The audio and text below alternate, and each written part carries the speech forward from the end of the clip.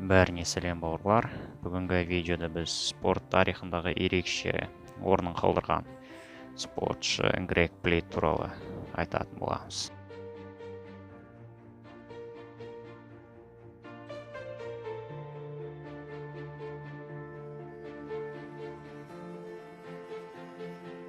Грег Плейт 1977 жылдың қараша айының 3 күні Балтимор қаласы, Мэриленд штаты, ақш-та дүниеге келген болатын.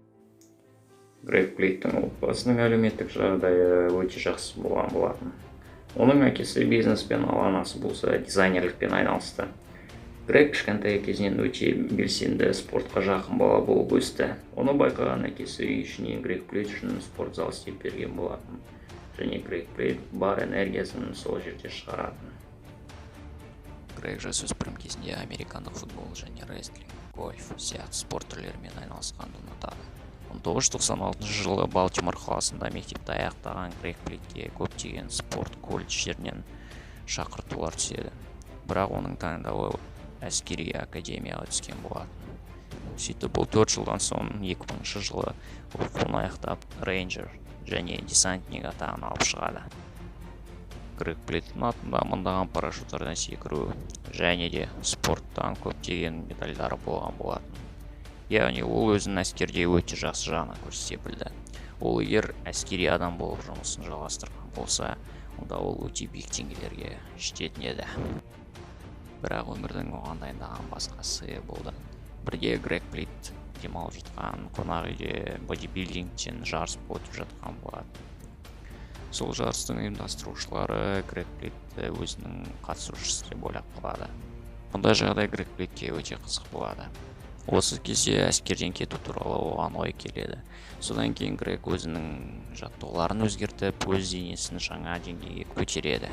Осыдан кейін ол осы спорт түріне, яғни бодибилдингке қызыға түседі. Ол егер шоу-бизнеске кететін болса, тек қана бірінші орында болу керегін түсінеді.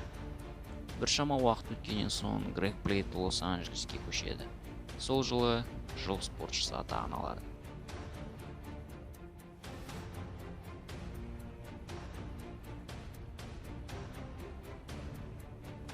Сонымен қатар Грег MFT 28 атты жаттығу программасын шығарады. Ол туралы Америкадағы ең атақты журналдар жаза бастайды. Оның бейнесі Men's Fitness, American Health, Muscle and Fit, Men's Exercise да басқа 2000-даған журналдардың алғашқы бетінде басылып шығады. Және Грег бәрімізге таныс брендтердің рекламаларына да түскен болатын. Қазіргі уақытқа дейін Грегтің рекордына әлі ешкім де жете алмаған.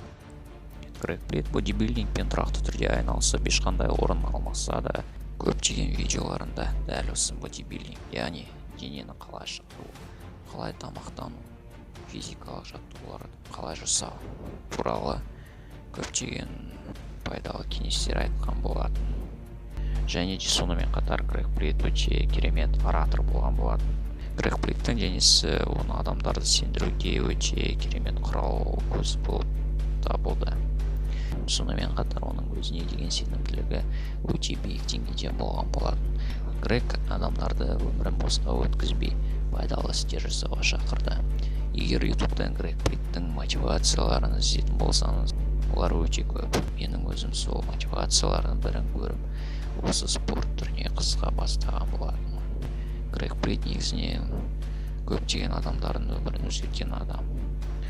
Ол жаттығу залы арқылы адамдарға қалай өмір сүру керектігін үйретті.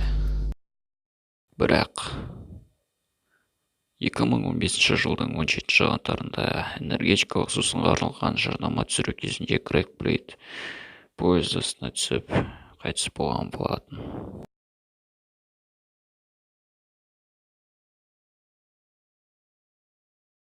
Менің өмірімнің соңында менің қабірімнің басында былай деп жазылып тұрады: ешқандай өкініш жоқ. Бұл менің өмірім. Егер маған 35 жасында өмірден кету керек болса, мен өкінбеймін. Күнделікті күйген тіршілікті қайталап жүру ол әлсіз адамдардың ісі. Сенің әр уақытың мүмкіндігіңді бос жіберме.